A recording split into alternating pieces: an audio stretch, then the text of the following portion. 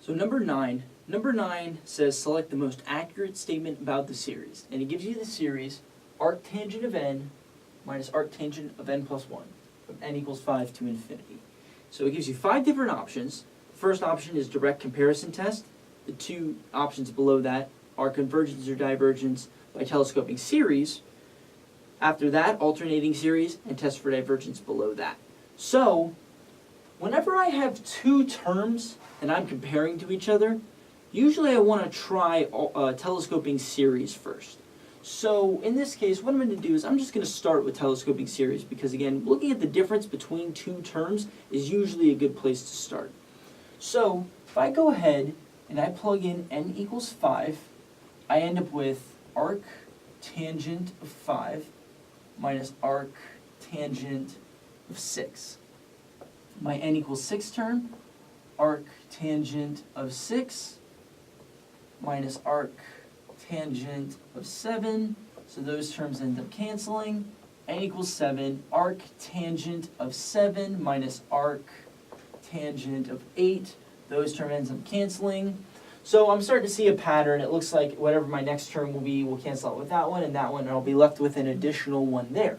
So my residual terms in this case for my partial sum is arctangent of 5, which arctangent of 5 is just a number. You can do it on a calculator, but it is a finite number, minus arctangent of n plus 1. So I need to take the limit of my partial sum as n goes to infinity to get the true sum. So as n approaches infinity of s sub n, arctangent of 5 doesn't change. I take the arctangent of n plus 1 as n goes to infinity. Arctangent of infinity is pi over 2 because it's asymptotic. So this becomes pi over 2. This is a finite number. Arctangent of 5 is, again, just some radian measure minus pi over 2. That gives me a finite number. Therefore, this series is convergent by telescoping series. So when a series is convergent by telescoping series, again, what you're looking for is you're looking for 2 terms that you can easily compare in this case. If that wasn't the case, telescoping series probably wouldn't have worked. Also, if you end up trying the other options, direct comparison doesn't really work. There's not really anything to compare to.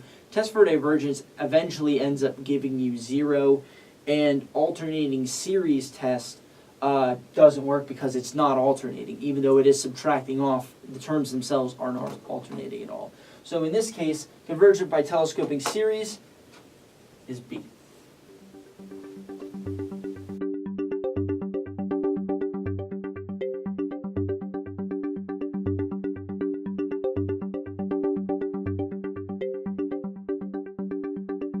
The Teaching Center, UF's Learning Resource Center.